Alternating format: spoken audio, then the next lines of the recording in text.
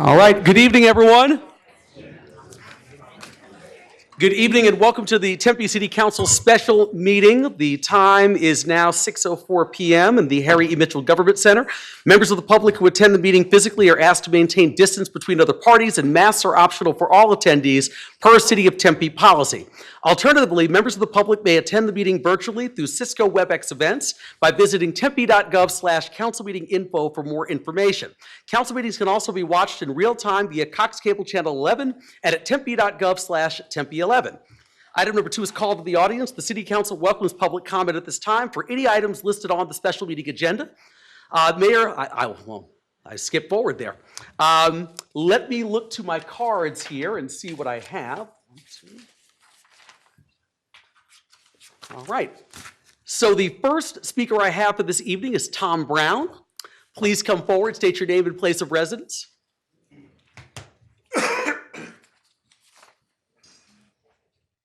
Thank you. Tom Brown, 45-year resident of Tempe. I live in Homestead Lane down on 85284. Oh, shall I say? Just for the record, I want to let you know, I let Mr. Brown know as well that we're going to be allowing a little bit of extra time this evening just to let council know. So, Mr. Brown. Well, I'll be brief. All right. Thank you for this chance to speak on this subject. And thank you, council, for taking this project to a public vote, which I believe is the focus of this special meeting. The next 3 weeks include 3 chances for public to speak on this subject in this hall, the DRC meeting and 2 city council meetings. So there may be many opportunities to focus on specific aspects that people may want to address. I believe tonight the only focus is on call for a public vote later next year. So getting right to that.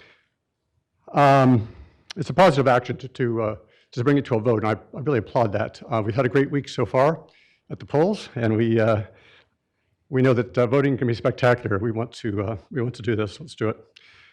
Back in June, many of us spoke at what was probably the longest city council meeting that we'll ever witness. I was about the 15th or 16th public comment speaker that night. The fellow just before me ran on about how unfair it was that the Bluebird Development Group, the Bluebird LLC, were forbidden to speak to the council members while their proposal was in review. And he said voting to enter into negotiations was a good thing, and he said, let the sun shine in, kind of loudly. Okay, so the city entered into negotiations, and the sun doesn't quite shine. The shine has not quite occurred. It's just a few people got to carry the ball or skate with the puck for the last 6 months, so we can't help but wonder what the status is. What did they see in the closed room out of public scrutiny? So before this project is agendized for your vote in 18 days, potentially your last vote, shouldn't the people of Tempe know what is in the deal? I think we want to see we want to speak and see what the real deal, what the final terms are, and the real plans, hopefully much more than 1 week before a public vote in May. So we're still waiting for the sun to shine. Thank you for the opportunity to bring it to a vote. Absolutely. Thank you, Mr. Brown. Really appreciate it. The next speaker I have is Nick Wood. Please come forward, state your name and place of residence. I'm just going to raise this up, make it a little bit easier for everybody. It's more fun to stand. Very fancy, Jason. Mayor, members of the council, Nick Wood, Snelling Womer 1, Arizona Center, and I represent the Coyotes. You've often heard me refer to my dad's guiding principles, right? He was a real big problem solver, and he believed that every problem had a solution.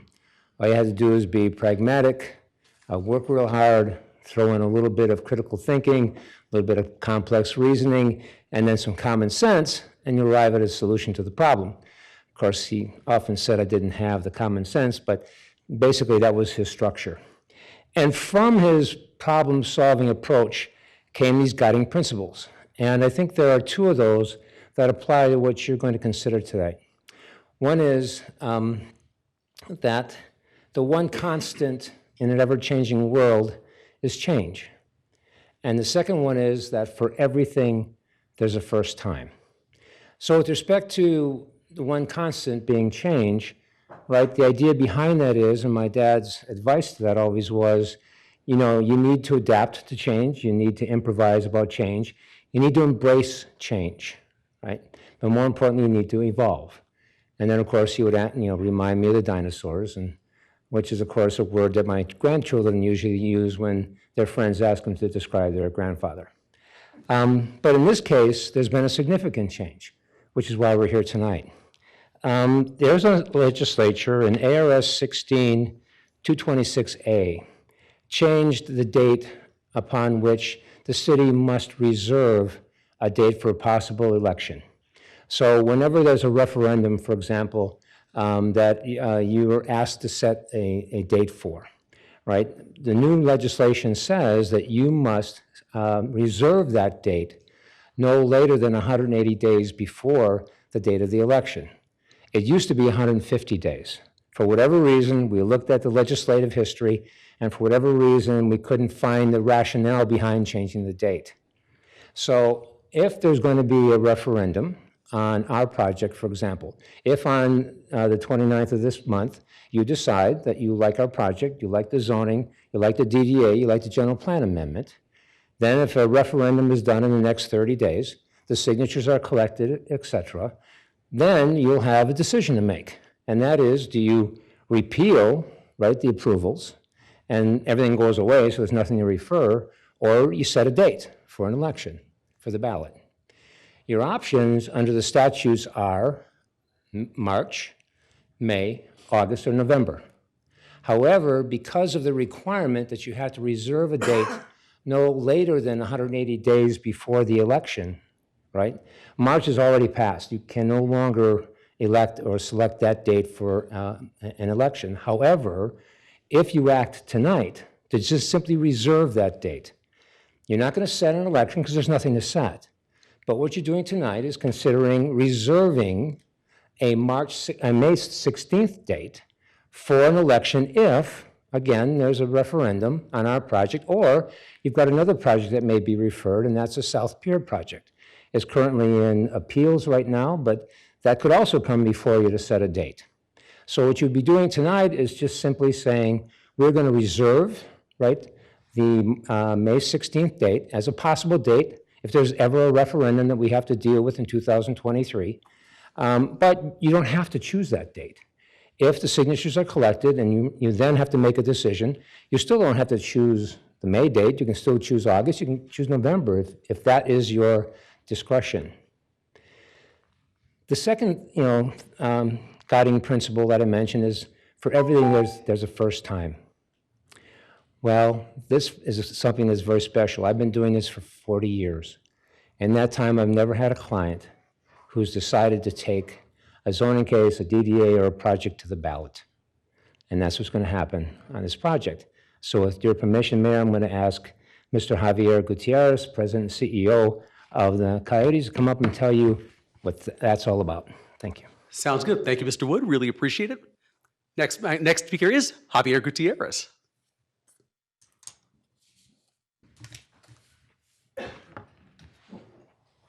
Mayor Woods, good evening. Council, good evening. Thank you so much for the opportunity to speak to you today. Before I start, I would like to offer some special recognition to your incredible city staff. Throughout this entire process, they have worked tirelessly since our last public hearing, and I want to publicly acknowledge them and all of their hard work and all of our conversations.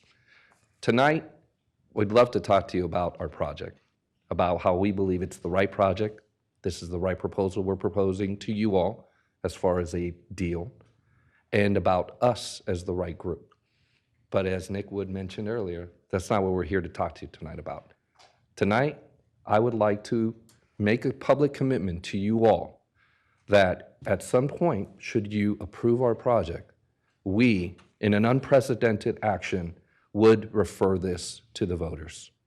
Why would we do that?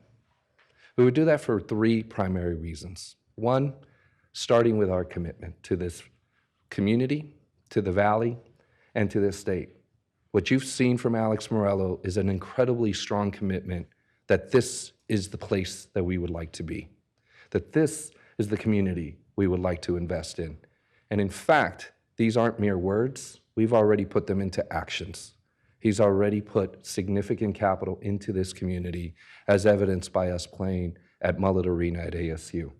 So it starts with our commitment, and again, tipping my hat to Alex Morello for actually showing that already. The second is we've had a commitment for transparency throughout this entire process.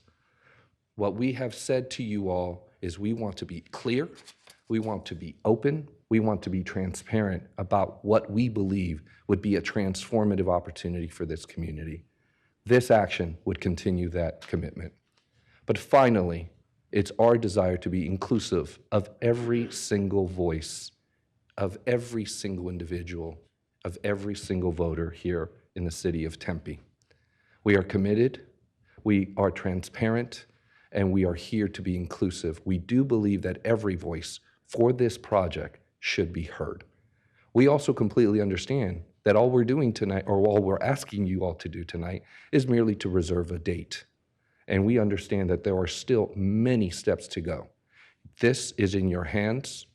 We understand there are many more public hearings. There's still an approval. But should you do it, and we respectfully request that you please tonight vote to set that date. And if you choose to approve this project, you have now heard our commitment to take this to the voters in a referendum. Thank you so very much for your consideration as always, and we are always here at your service. Thank you very much. Thank you, Mr. Gutierrez. Appreciate it. Next speaker I have is Juan Carlos Avila Jr. Please come forward, state your name and place of residence. Mr. Mayor, Yes. ladies and gentlemen of the council, thank you so much for your time and thank you for your service. My name is Juan Carlos Avila, and I am a resident of Mesa, Arizona. Though I grew up near the intersection of Price and Victory, I grew up in the Victory Acres. My family has been in this town since before Arizona was ever Arizona. And I'm just so thankful for this opportunity to speak and to possibly help some essential employees in the future. I'm familiar with the Coyotes in that I've serviced them. I've serviced their aircraft in a precaution to an emergency even. One night we had an aircraft scheduled for the Coyotes' arrival after a game they had in, I think it was Texas. And they had an arrival and they didn't show up. Forgive me, I'm gonna stick to my bullet points. I started working at Sky Harbor in September of 2012. This September would have been my 10-year anniversary working at Sky Harbor. I've worked on the ramp, well, I guess it was about 6 years, and then served as operations at Phoenix Mesa Gateway. I've had the opportunity to serve on several alerts, plane crashes, emergencies, and precautions to an emergency. On January 17th, 2021, I was required to service November 806 Tango Juliet, a Swift Air aircraft chartered by the Phoenix Coyotes. They were scheduled to show up after a game about 2200, about 10 p.m. I worked the overnight shift. During the pandemic and during lockdown, the responsibility of a ramper was to really just stick to medical flights, emergency flights, and then quality control, working on the ramp, cleaning things up, getting things ready for the next day. I had, at approximately 1 o'clock in the morning, I had 317 November Alpha, a Native Air emergency aircraft, come with a live patient on board. They had an ambulance. I had to meet that aircraft, park them, get the ambulance there, and get the patient out the gate, because Sky Harbor's, you can't just open the gate and leave it open. You have to be there to attend to the gate. Well, during the pandemic, I was the only person on the ramp. It's a lot, working one aircraft. I had two medical aircraft. I had another aircraft that was bringing in nuclear testing equipment for lupus patients and cancer patients. It's a flight that we had every Saturday night. Really proud, you know, one stupid plane, all the cancer survivors in my family. While I was servicing these two aircraft, I got a call on the radio from the dispatcher inside. She hadn't been at the job very long. We had had a hard time keeping employees because of the low-paying job that it is. So I can give you about another 90 seconds or so. I just want to let you know. Absolutely. When I received a call that 806 Tango Juliet was inbound, with the Phoenix Coyotes. I believe this aircraft was inbound with 150 souls on board. I was required to act. I was required to park this aircraft, and I was required to see to the safety of what I believed was 150 people. They weren't on it. Turns out they did cancel the flight, but the plane showed up anyways. The plane came in because the pilots didn't want to stay in a hotel. They wanted to come home and sleep in their own beds. Convoluted mess with my employer, with the FAA. I even called the White House. I want you to know there isn't a hotline for essential employees. I want you to know that when an essential employee gets hurt, they get hung out to dry. The reason I'm here is because I reached out to the Coyotes for help. I called them several times, left several voicemails. I called the NHL for help. I left them several voicemails, asked them for help. They chose to ignore me. Previous speaker mentioned a number of firsts. There's a first time for everything. I don't know if I'm the first essential employee to get hurt on the job and then hung out to dry. Thank you for my fiance for taking care of me. I can't even get the Industrial Commission to do any work here. I'm here to tell you you're picking a bad horse. That when it comes down to it, the Coyotes aren't going to be here for you when you need them. That yes, there's a bunch of firsts, but you guys aren't the first quarter. You guys aren't the first suitor. I'm just going to get you to wrap up. I'm sorry. Yeah, no, that's it. Coyotes aren't here for Arizona. They're here for themselves. And I hope I can do a better speak next time. Yeah. Thank you. Thank you so much. Appreciate it.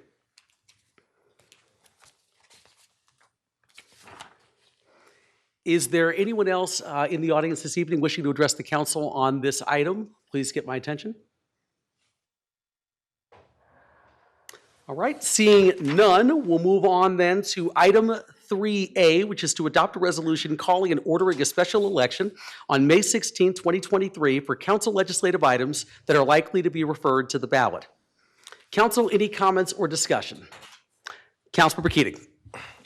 Thank you very much, Mayor. Thank you, Mr. Wood and Mr. Gutierrez, for your presentations and your commitment to putting this on the ballot should the council approve it at the end of this month. I'll be supporting this, reserving the date for the special election, and here's why. I think that we have a reasonable expectation that it will be referred to the ballot by the Coyotes or another group, regardless of us doing this today. So taking the action to reserve the date, in my mind, is important because it gets the election to happen sooner than later. Of course, the other, as you mentioned, the other opportunity wouldn't be until August. The city of Tempe has been doing a lot of good work over the last year, and we're doing a lot of good work today, and we're going to continue to do good work, but it's my concern that the oxygen has kind of been sucked out of the room by this deal. It's all right. You need to take that? I'm just kidding. So I would definitely like to, for the sake of this body, for the sake of the organization, for the sake of our residents, and I really appreciated Mr. Brown's comments, get this thing wrapped up one way or another. And I think the best way to do that is to put the question to the voters, because not only is that the kind of city that I think Tempe is, it's the organization that I think the Coyotes are as well. So this completely aligns to my values. It is a big decision, and I know it's our job to make big decisions, but a deal of this magnitude and the environment that we've been in for over a year now, and certainly since the last 6 months, I see no harm at all in reserving the date should we approve this project to make sure that the citizens of Tempe, this is something the citizens of Tempe truly do want. So I applaud you, and I applaud the citizens who've come to speak either for or against, and your commitment to doing that for our city. So I'll be supporting this tonight, and I'm looking forward to maybe an election in May. It'll be on my brother's birthday too, and he's a hockey fan, so I'll put that good juju out there for you. But that's it. Thank you very much. Okay. Thank you, Councilmember Keating. Anyone else on council? Comments? Councilmember Chin. Thank you, Mayor. I'd like to provide some clarification on my vote on the issue at hand tonight. We're voting on an election-related matter that is required by Maricopa County procedure.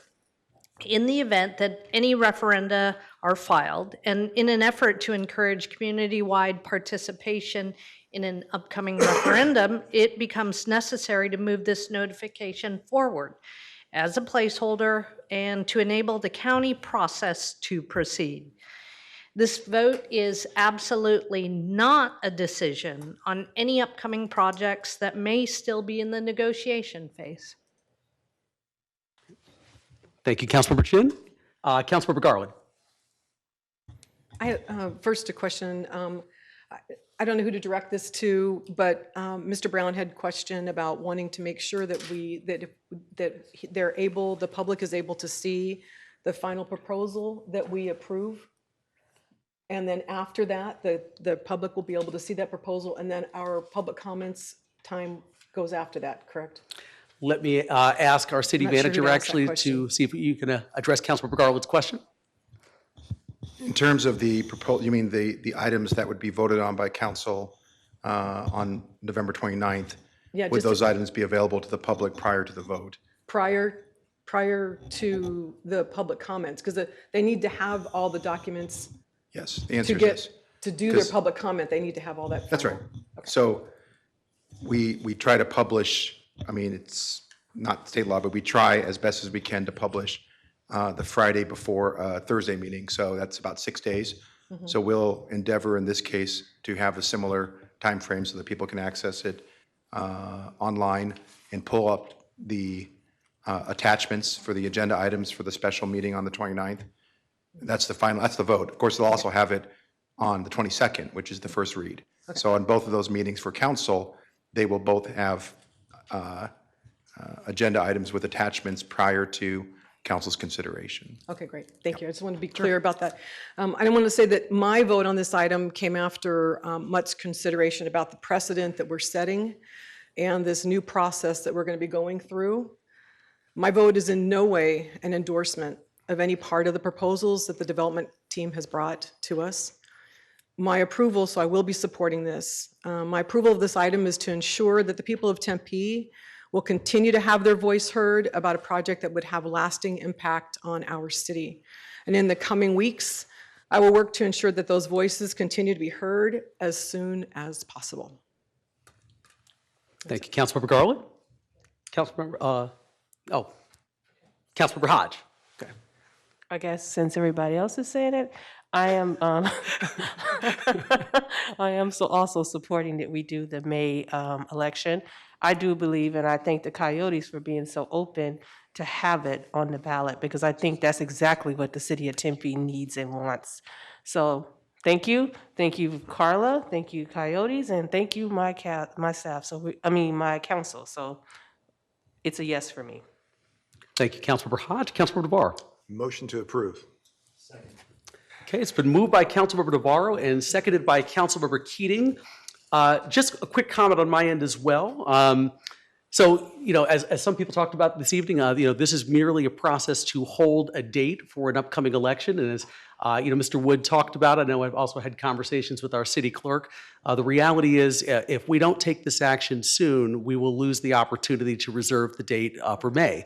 And as Mr. Wood talked about, we're already too late for a March referendum, so the next one available would be in May. One of the things I was sort of considering when we talked about all of this was our city elections are always in March and May.